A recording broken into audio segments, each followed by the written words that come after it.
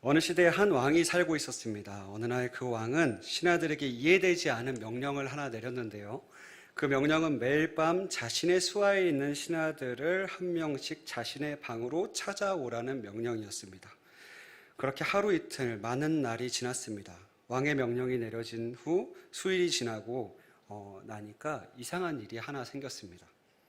매일 밤 왕의 전에 찾아간 신하들 중 몇 명은 어디로 간지 모르게 사라졌고 또 몇 명은 싱글벙글 웃으면서 왕의 총애를 받으며 살아가고 있었기 때문입니다. 도대체 무슨 일이 일어난 걸까요? 신하들은 어디로 사라진 걸까요? 사라지려면 모두가 사라졌다면 좀 뭔가 말이 되는데 몇 명은 사라졌고 몇 명은 싱글벙글. 왜 이런 일이 벌어졌을까요? 문제는 그날 밤에 있었습니다. 한 왕은 저녁에 신하들을 불러서 자신이 나라를 잘 다스리기 위해서 필요한 부분은 없는지, 어떻게 해야 나라를 잘 다스릴 수 있는지에 대해서 물었습니다. 다 같이 있을 때는 뭔가 대답을 하기가 되게 어렵잖아요. 그래서 개인적으로 한 명 한 명 저녁에 불렀던 겁니다. 그런데 그때 어떻게 대답을 하느냐에 따라서 신하들의 운명이 갈렸습니다. 대답은 크게 두 가지의 대답으로 나뉘었는데요. 한쪽의 신하들은 현재 왕에게 정말로 필요한 부분들을 말해줬고 왕이 놓치고 있는 부분들, 그리고 나라가 더욱 강성해지기 위해서 우리는 무엇을 개선해야 하는지 왕과 나라가 잘 되길 바라는 마음으로 솔직하게 말했던 집단이 있습니다. 반면 한쪽의 신하들은 현재 왕이 그저 잘하고 있다고, 지금처럼만 한다면 이 나라는 태평성대를 이룰 거라고, 걱정 말라고 왕을 지켜 세우면서 역시 왕님이라고 왕에게 칭찬만 늘어놓는 집단이 있었습니다. 그 결과 왕에게 진실을 말했던 신하들은 그날 밤 모두 아무도 모르게 처형을 당하게 됐고, 반면 왕에게 진실은 아니지만 칭찬을 늘어놓았던 신하들은 모두 살아남게 되었습니다. 그렇다면 왕은 왜 나라를 위해서 그리고 왕 자신을 위해서 의견을 제시한 신하들은 죽이고 현재 왕의 체제를 지켜 세우면서 진실을 숨긴 신하들을 총애한 것일까요? 그 이유는 바로 왕 자신이 진실의 기준이 되었기 때문입니다. 진실의 기준이요.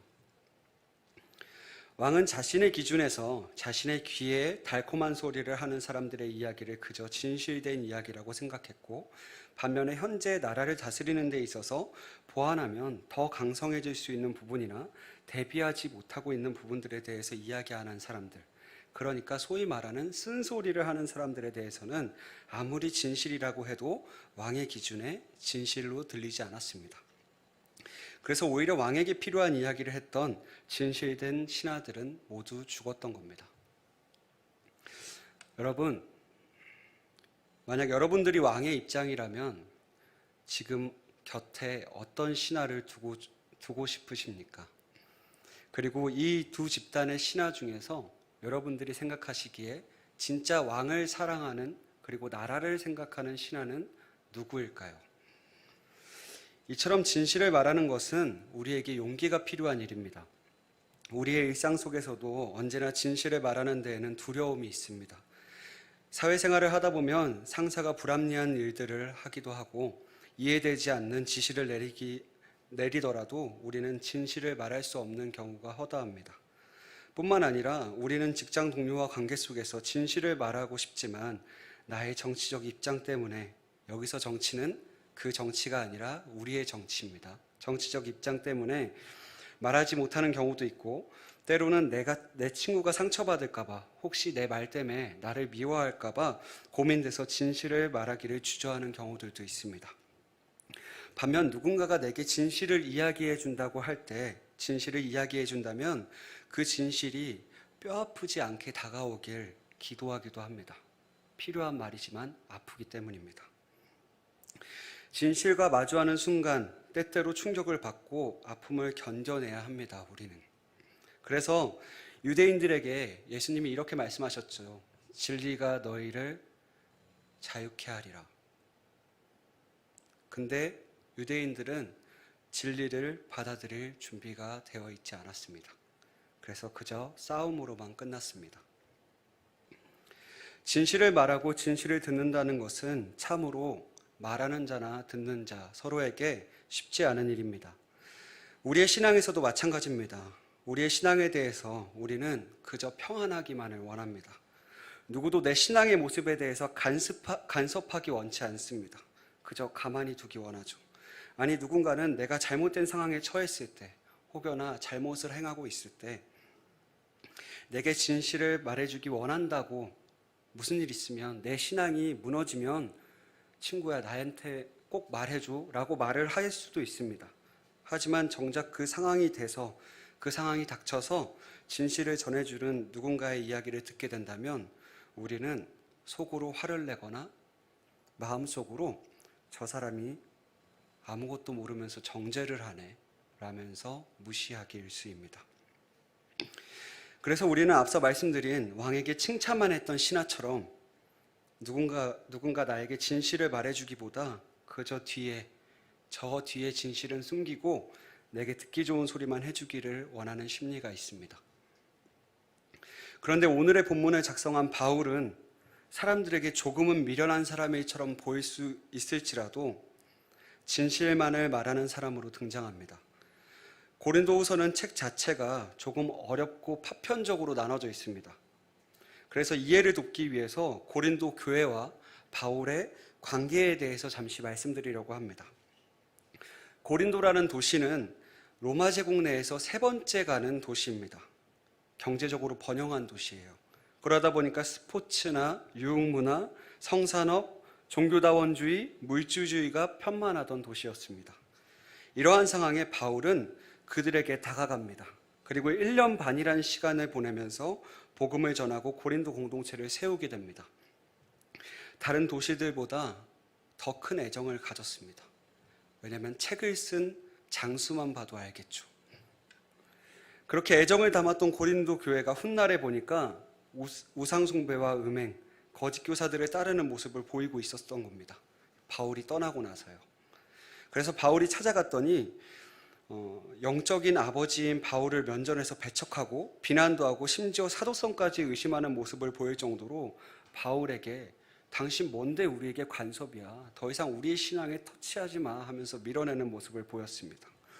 이러한 고린도 사람들의 배척에 바울은 아마 정말 억울하다, 내가 이만큼 노력했는데, 내가 진심으로 사랑했고 오랜 시간 동안 마음을 쏟으면서 세웠던 공동체인데 바울의 수고는 하나도 몰라주니 얼마나 억울했을까요?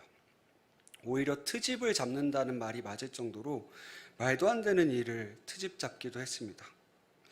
사례비를 받지 않는다고 너 뭐 캥기는 거 있지? 왜 돈 안 받아? 라면서 의심하는 사람들도 있었고, 하나님의 사람인데 너 사도 맞아? 근데 왜 이렇게 능력이 없어? 거짓 사도들보다 능력이 없던데? 그리고 너 하나님의 사람 맞아? 하나님의 사람인데 왜 이렇게 고난을 많이 당해? 하나님이 이미 우리에게 영광을 다 주시고 우리의 죄 사해 주신 거 아니야? 이렇게 바울의 얼굴에 대고 고린도 공동체는 면박과 핀잔과 비아냥거리기 일쑤였습니다. 아마 이러한 면박에 바울은 고린도 공동체를 포기할 수도 있었겠지만 끝까지 그들이 올바른 길을 가도록 편지를 씁니다. 자신의 공동체 사람들에게 미움 받음에도 말입니다. 그렇게 진실함과 사랑을 꾹꾹 눌러 담아 쓴 편지인 고린도 후서에서 바울은 고린도 사람들에게 하나의 강력한 권고를 하게 됩니다. 그것이 바로 오늘의 본문에 등장하는 고린도 후서 6장 1절입니다. 우리가 하나님과 함께 일하는 자로서 너희를 권하노니 은혜를 헛되이 받지 말라. 은혜를 헛되이 받지 말라. 무엇인가 강력한 권면으로 보이는데 사실 도통 무슨 말인지 잘 모르겠습니다. 왜 은혜를 헛되이 받지 말라고 했을까? 우리는 이 본문을 이해하기 위해서 은혜가 무엇인지에 대해서 먼저 파악할 필요가 있습니다. 은혜라는 단어는 그리스도인들이라면 누구나 다 좋아하는 단어입니다. 그런데 정작 잘 생각해보면 은혜가 정확히 무슨 의미일까 잘 떠오르지 않습니다. 여러분들도 한번 잘 생각해보세요. 은혜가 무슨 뜻일까? 무슨 의미일까? 무슨 역할을 할까? 여러분, 성경에서 은혜라는 단어를 가장 좋아했던 사람이 누군지 아십니까? 바로 오늘의 본문을 쓴 사도 바울입니다. 은혜라는 단어 대부분을 사도 바울이 썼다고 해도 과언이 아닌데요. 신약 성경 전체에서 이 카리스, 은혜라고 번역된 이 단어를 154회 사용합니다. 그런데 그 중에 바울이 몇 번이나 사용했냐면 100회 이상을 사용하게 됩니다. 그리고 그 중에서 예수님이 십자가를 통해서 우리를 구원하셨다는 그 구원의 맥락에서 은혜를 바울은 상당수 사용하게 됩니다. 우리에게 은혜를 설명할 때 대표적으로 익숙한 본문이 있는데요. 바로 에베소서 2장 8절 말씀입니다. 너희는 그 은혜에 의하여 믿음으로 말미암아 구원을 받았으니 이것은 너희에게 난 것이 아니요 하나님의 선물이라. 기독교는 전통적으로 이 말씀을 통해서 구원의 은혜는 하나님의 선물이다. 그래서 은혜는 선물이기 때문에 공짜다라고 이야기해 왔습니다. 영국의 유명한 설교자 마틴 로이드 존스도 은혜는 공짜라고 이야기했었고, 미국의 유명한 기독교 작가 필립 얀시도 구원의 은혜는 공짜라고, 그런데 세상에는 공짜가 없어서 이 은혜를 이해하기가 쉽지 않다고 말해왔습니다. 심지어 성경에서 은혜는 공짜로 주어지고 아무 조건 없는 것이기 때문에 은혜에 합당한 반응은 의무사항이 아니라 선택사항이다라고까지 기독교 전통은 이야기해 왔습니다. 그러니까 은혜로 구원받은 그리스도인은 선물로 구원받았음을 믿기만 한다면, 선물을 받기만 한다면 어떻게 살아도 상관없고 그저 내 마음대로 살아도 괜찮다는 심리가 깔려있는 말입니다. 그래서 한국교회에서 특히 비도덕적인 기독교인들이 이 말씀을 받아들이고 비윤리적인 행동을 해서 신문에 오르락내리락 한 경우도 부지기수였습니다. 심지어 지금도 그런 목사님들과 성도님들이 많이 있죠. 그런데 우리는 한번 잘 생각해 볼 필요가 있습니다. 여러분, 정말 상대에게 여러분들이 선물을 누군가한테 준다면 정말 아무 조건 없이 줄 수 있으신가요? 서구 문화에서 이상적인 선물에 대한 개념을 이렇게 표현했습니다. 상대에게 베풀 때 아무 조건이나 기대 심리 없이 순수한 마음으로 베풀어야 선물이고, 베풀면서 상대에게 무엇을 바라면 그것은 거래지 진정한 선물이 아니다. 이상적인 서구 문화의 선물 개념입니다. 근데 정말 의문점이 드는 것은 이것이 정말 가능하냐는 겁니다. 사실 이 주장은 과거 유명한 철학자인 임마누엘 칸트가 주장했던 선물 개념입니다. 전원명령. 여러분들 다들 잘 아실 겁니다. 여러분들이 생각하시기에 정말 아무 기대 없이 누군가한테 선물 주는 것 가능할까요? 그리고 정말 그것이 성경 안에 드러난 하나님의 은혜와 동일한 개념일까요?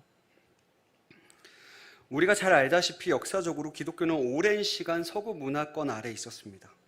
그래서 은혜라는 단어, 그 단어를 소위 칸트적으로 이해했었는데요.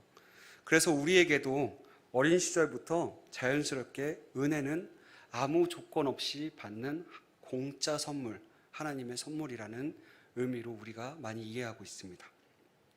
그런데 성경 안에서 은혜는 사실 조건 없는, 아무 기대 없이 베푸는 공짜 개념으로 보기는 어렵습니다.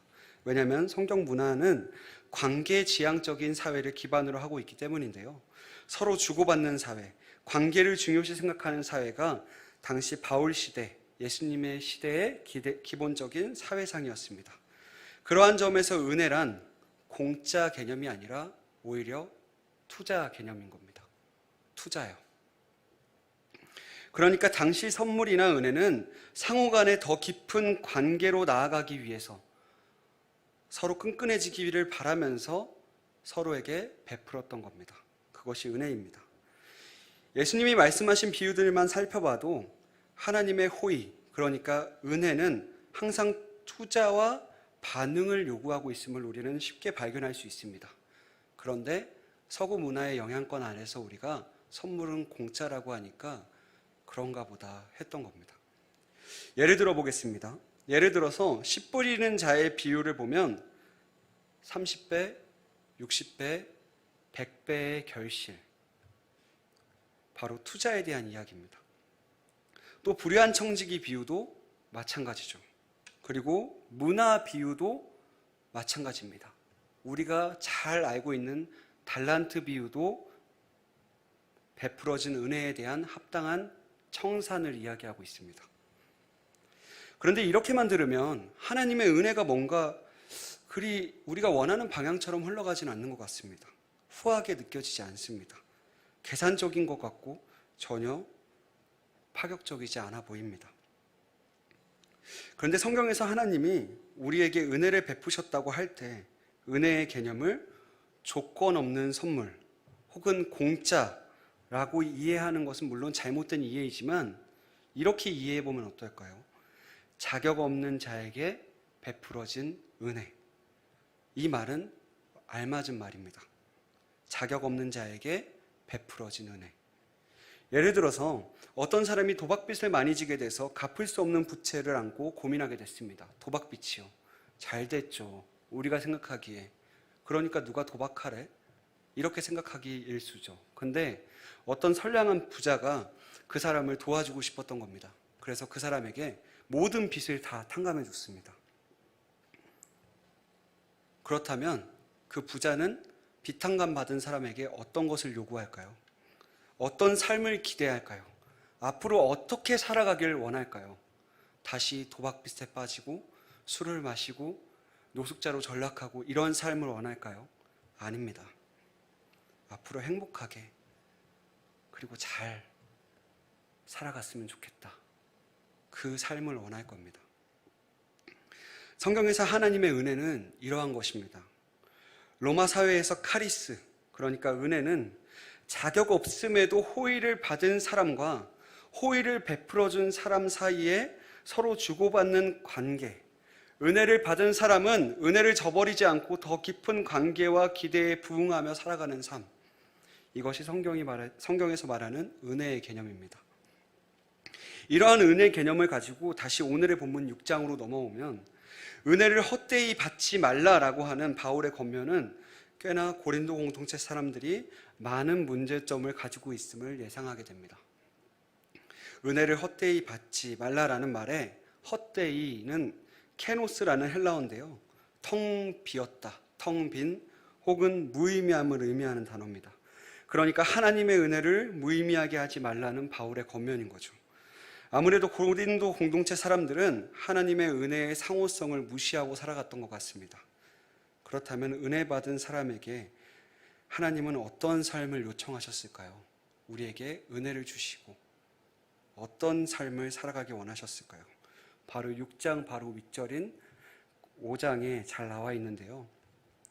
은혜의 상호성을 잘 누리는 사람을 바울은 그리스도의 사랑에 사로잡힌 사람이라고 얘기합니다. 은혜의 반응이 그리스도의 사랑을 끝까지 포기하지 않고 사로잡혀 살아가는 사람이라고 말합니다. 고린도후서 5장 14절입니다. 그리스도의 사랑이 우리를 강권하시는도다. 우리가 생각하건대 한 사람이 모든 사람을 대신하여 죽었은즉 모든 사람이 죽은 것이라. 고린도 사람들은 바울을 모욕하고 배신하고 핍박했습니다. 거짓 사도라고 사도성까지 무시했습니다. 그런데 바울은 이상하게도 끊임없이 고린도 공동체를 포기하지 않고 돌봤습니다. 그 이유가 무엇일까요? 그 이유를 오늘의 본문에서는 이렇게 말합니다. 그리스도의 사랑에 사로잡힌 사람이기 때문이다. 우리는 무엇인가의 시선을 빼앗기게 되면 다른 것들이 잘 보이지 않습니다. 첫사랑에 빠지면 다른 것들은 보이지 않고 오직 한 사람만 보여서 한동안 정신을 못 차리는 것처럼 말입니다. 사실 무엇인가에 사로잡힌다는 것은 나의 의지와 크게 상관없는 일이기도 합니다. 왜냐하면 사랑에 빠진다는 건 운명적이기도 하기 때문입니다. 우리가 사랑에 빠지게 됐을 때 마치 둘만이 세상에 존재하다고 느끼는 것처럼 사람은 세상에 단 한 사람만 존재하는 것처럼 그렇게 우리는 살아가게 됩니다. 사실 바울뿐만 아니라 하나님의 은혜를 경험한 그리스도인은 모두 그리스도의 사랑에 시선을 빼앗긴 사람이어야 합니다. 우리도요. 성경을 살펴보면 하나님의 사랑에 사로잡힌 성경 속 신앙인들은 종종 이러한 이야기를 듣는데요. 어떤 이야기냐면 미쳤다는 이야기를 듣습니다. 물론 미쳤다는 말이 우리에게 어감이 별로 좋지 않아 보여서 별로 사용하기를 꺼려하기는 하지만 한편으로는 하나님께 미쳤다 이러한 표현을 듣는 사람들이 굉장히 부럽게 느껴지기도 합니다. 하나님의 사랑에 깊이 빠져 다른 사람들이 보이지 않고 오직 하나님의 뜻을 바라보는 사람, 그 사람들만이 듣는 소리이기 때문입니다. 대표적으로 예수님도 친족에게 미쳤다는 소리를 들었고 바울도 사람들에게 미쳤다라는 소리를 들었습니다. 그들이 이렇게 살아갈 수 있었던 이유는 무엇일까요? 미쳤다는 소리를 들으면서요. 그리고 하나님의 사랑에 깊이 사로잡혀 살아갈 수 있었던 이유는 무엇일까요? 그것은 바로 하나님의 은혜를 깊이 묵상하고 있지 않았던 사람이기 때문입니다. 이러한 사람들은 진정 하나님의 뜻을 따르는 것 외에는 다른 것에서 가치를 발견하지 못하는 사람들입니다. 그렇게 사람들의 시선이 무섭지 않고 미움이 무섭지 않게 살아갈 수 있는 거죠. 하나님의 사랑 안에서 진정한 가치를 발견한 사람들만이 누릴 수 있는 특권이 바로 그리스도 안에 발견된 사랑에 깊이 빠진 사람들입니다. 그런데 이러한 사람들은 무엇인가 편협한 사람일 것 같다는 생각도 듭니다.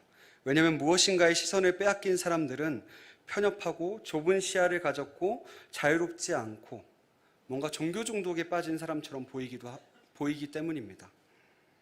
그런데 영원한 삼위일체 하나님의 사랑에 깊게 빠진 사람들은, 그리고 그 가치를 체험한 사람들은 오히려 편협해지거나 시야가 좁아지지 않고 더 자유롭게 되기도 합니다. 성경에 나와 있는 사람들은 대부분 그랬습니다. 더 넓은 시야와 더 넓은 사고를 가지고 세상을 바라보는 눈을 가지게 된 것이 바로 그 미쳤다라는 소리를 들었던 사람들입니다. 하나님의 사랑에 깊이 빠진 사람들은 세상에서 잘 보이지 않는 사람들, 주변부로 밀려난 사람들, 폭력에 노출된 사람들 등등 사회에서 보이지 않는 사람들을 더 넓게 보는 시야를 가지게 됐습니다. 그래서 실제로 예수님도 그렇게 살아가셨고 사도 바울도 예수님의 제자들도 미쳤다 소리를 들었지만 그 사귐에 깊이 빠져, 그 사랑에 깊이 빠져 더 넓은 시야를 가지고 살아가게 됐습니다. 아마 이것이 예수님이 말씀하신 진리가 우리를 자유롭게 하리라 라는 말씀의 뜻인 것 같습니다. 바울처럼 하나님의 사랑에 거하면서 살아갔던 사람이 있습니다. 바로 디트리 보네퍼라는 목사님인데요. 보네퍼 목사는 1906년에 독일의 유복한 가정에서 태어났고 천재적인 신학자였습니다. 17세에 티빙겐 대학에 입학했고 21세에 신학 박사를 취득하고 24세에 대학 교수 자격을 획득할 정도로 학문적으로는 천재적인 신학자였습니다. 보통 신학생들끼리 이 신학자의 이야기를 하다 보면 어떤 이야기를 하냐면, 와, 진짜 부럽다. 되게 천재다. 이 사람은 진짜 뭘 해도 하겠다. 닮고 싶다. 이런 얘기 많이 하거든요. 그만큼 천재적인 신학자였습니다. 그리고 참 운도 좋게 당시가 세계대전이 배경이었는데요. 2차 세계대전 직전에 미국에서 유학 생활도 할 수 있었습니다. 나치의 위협으로부터 벗어나 미국에서 안전하게 자신의 뛰어난 학문성을 뽐내면서 당시 자기가 살았던 조국보다 평안히 지낼 수 있는 상황이었습니다. 그리고 심지어 미국인들도 그를 너무 좋아했습니다. 그래서 전쟁 나니까 너네 나라 가지 말라고, 여기서 함께 공부하자고. 유니온 신학교에서 되게 뛰어난 신학자인 라이놀드 니버라는 신학자도 있었는데 그 신학자조차도 보네퍼 목사님한테 가지 말라고, 너네 나라 가지 말고 여기서 나랑 연구하자고, 가면 너 죽는다고 이렇게 이야기했습니다.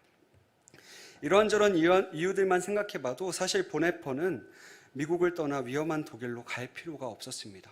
왜냐하면 주변에서 이렇게 상황을 만들어주니까요. 안 갈 구실이 다 생기는 거죠. 그런데 보네퍼는 자신의 안위를 생각하기보다 독일 공동체의 앞날과 넘어지는 양떼들을 돌보기 위해서 2차 세계대전을 앞두고 독일로 귀국을 단행합니다. 그리고 독일에 도착한 그는 나치 치하에 맞서서 줄기차게 평화를 외치면서 신앙의 영역과 정치의 영역의 일치를 외치다가 결국 목사 신분으로 히틀러 암살에 참여하고 그 암살 음모가 실패로 끝나고 39세라는 젊은 나이에 교수형으로 죽게 됩니다. 이러한 보네퍼의 삶은 많은 사람들에게 귀감이 되었습니다. 그래서 보네퍼의 생애와 신학은 이후 신학계에도 많은 영향을 주었고 진정한 그리스도인이라면 어떤 삶을 살아야 하는지에 대해서 교과서적으로 많이 회자되었습니다. 여러분들이 생각하시기에 보네퍼는 어떻게 이런 선택을 할 수 있었을까요? 보네퍼는 자신이 종교에 대해서 이러한 말을 남겼는데요. 기독교는 종교가 아니다. 하나님과의 만남이다. 라는 말을 남겼습니다. 아마도 보네퍼는 진정 인격적으로 하나님과 함께하는 것, 그것이 기독교임을 강조하고 싶었나 봅니다. 그래서 보네퍼는 진정 인격적으로 함께하는 하나님을 발견했고 깊은 묵상과 기도를 통해서 하나님과 깊은 사귐 가운데 그리스도 안에서 진리를 발견한 사람입니다.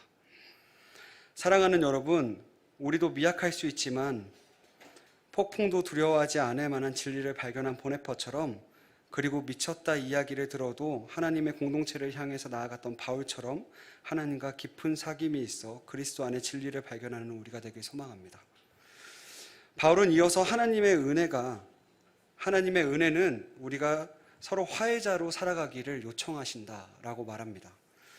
19절인데요. 곧 하나님께서 그리스도 안에 계시사 세상을 자기와 화목하게 하시며 그들의 죄를 그들에게 돌리지 아니하시고 화목하게 하는 말씀을 우리에게 부탁하셨느니라. 여러분들이 생각하는 전통적인 속죄론이 있으시죠? 전통적인 기독교의 속죄론을 살펴보면 보통 하나님이 인간의 죄 때문에 화가 나신 분노의 하나님이라고, 심판의 하나님이라고 우리에게 소개됩니다. 그래서 하나님이 매일 화가 나 계신 분이에요. 그래서 하나님은 자신의 화를 참으시기 위해서 화를 누그러뜨리기 위해서 희생 제물을 하나 찾습니다. 그게 누구냐면 바로 예수 그리스도입니다. 그래서 예수님을 죽이시고 스스로의 화를 누그러뜨리셨다. 이게 전통적인 기독교의 속죄론입니다. 화나신 하나님, 그리고 예수 그리스도를 죽임으로 화를 풀으신 하나님. 그런데 바울은 오늘의 본문에서 조금 다른 뉘앙스로 이야기를 합니다.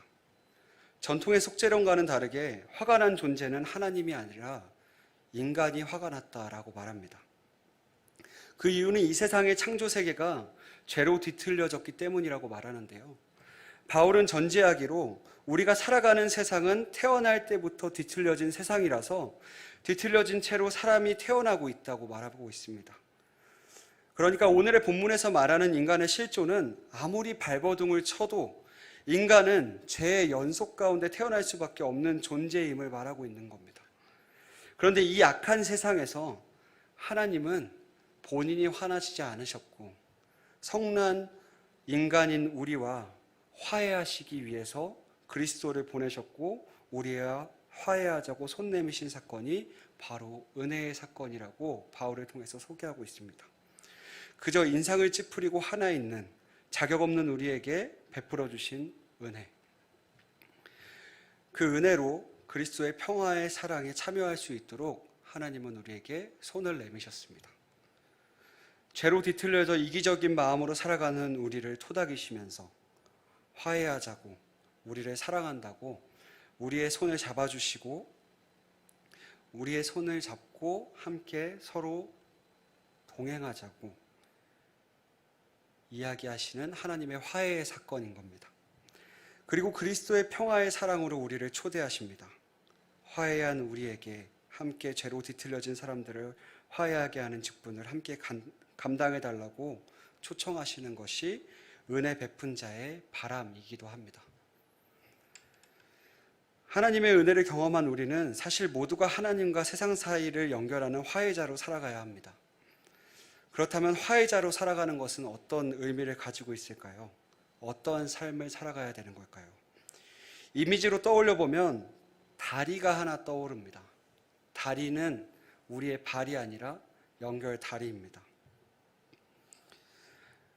하나님과 세상 사이의 화해를 이루기 위해서 놓인 다리, 단절된 양쪽 지점이 서로가 서로에게 왕래하기 위해서 만들어진 다리. 그렇다면 하나님과 세상 사이의 다리, 그러니까 연결고리가 된다는 것은 무엇을 의미할까요? 성경은 하나님과 세상의 다리가 된다는 것을 우리가 하나님의 형상으로 하나님의 얼굴을 사람들에게 비추는 사람이 되는 것이라고 말합니다. 모세를 통해서 하나님의 광채가 비추었듯이 예수 그리스도 안에서 참된 하나님의 형상이 드러났듯이 세상을 비추어 드러내는 등불이 되는 삶을 살아가는 것이 은혜 받은 자에게 요청되는 삶입니다. 이것을 우리 높은 뜻 정의교회 버전으로 이야기하자면 우리의 식과 법을 따르는 것이 아니라 하나님의 식과 법을 따르며 하나님의 현존을 느끼게 하는 매체가 되어야 하는 존재라는 겁니다. 하지만 우리의 삶 속에서 이러한 삶을 살아간다는 것은 쉽지 않은 일입니다. 우리의 일상 속에서 화해자로 살아가기란 많은 노고를 수반하기 때문입니다. 그리고 우리도 아직 화나 있을 때가 많습니다. 여전히 세상이 화나서 하나님께 성질을 내고 있듯이 말입니다. 우리는 여전히 화가 나 있습니다. 마치 우리의 육체가 하나님과 세상을 이어주는 다리라면 하나님과 화해하지 못한 자가 우리를 통하여 하나님께로 나아가기까지 우리는 다리가 무너지지 않도록 화해하지 못한 자가 화해한 하나님께로 나아가기까지 우리는 우리의 코어의 힘을 꽉 주고 버텨줘야 합니다. 그 사랑 안에 다른 이들도 거할 수 있도록 말입니다. 이러한 것들을 상상만 해봐도 하나님의 다리로 산다는 것은 쉽지 않습니다. 하지만 우리가 너무 힘들어도 포기하고 싶을 때, 그만두고 싶을 때, 지칠 때 우리는 떠올려 봤으면 좋겠습니다. 하나님이 성난 우리에게 손을 내밀어 주신 그 은혜를 말입니다. 자격 없는 우리를 너무 사랑해서 화가 나 있는 우리에게 화 풀고 함께하자 요청하시는 그리스도의 은혜를 말입니다. 그 십자가 사랑을 기억했으면 좋겠습니다. 그리고 은혜의 반응으로 함께 더욱 깊은 사귐을 이어가는 우리가 되었으면 좋겠습니다. 여러분 기억하십시오.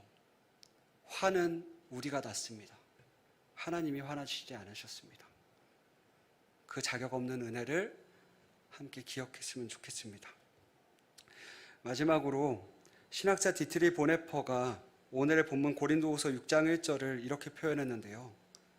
은혜를 헛되이 받지 말라를 이렇게 표현했습니다. 값싼 은혜로 받지 말라. 그리고 값싼 은혜에 대해서 이렇게 글을 남겼습니다. 값싼 은혜란 하나님의 살아있는 말씀을 부정하는 것이요, 하나님의 말씀이 인간이 되셨다는 사실, 즉 성육신을 부정하는 것입니다. 값싼 은혜란 죄인을 의롭다고 인정하는 것이 아니라 죄를 의롭다고 인정하는 것입니다. 값싼 은혜란 우리 자신이 소유하고 있는 은혜입니다. 값싼 은혜란 참회가 없는 사죄요, 교회에 치리가 없는 세례요, 죄의 고백이 없는 성만찬이요, 개인적인 참회가 없는 사죄입니다.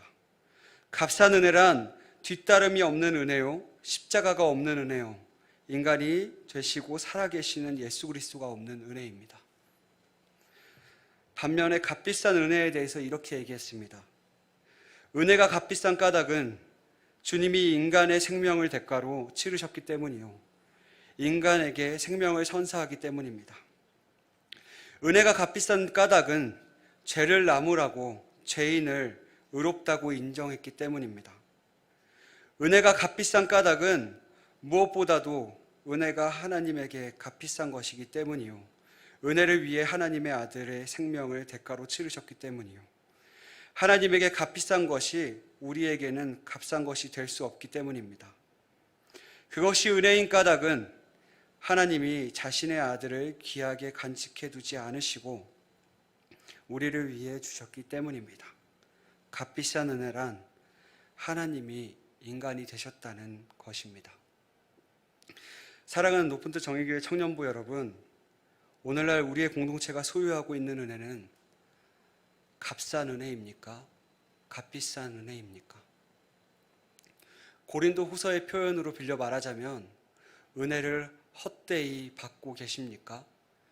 아니면 은혜의 투자에 호응하며 살아가고 계십니까? 우리가 한 주간의 삶을 살아갈 때 하나님의 화해의 손길에 깊이 반응하며 살아가는 우리가 되길 소망합니다.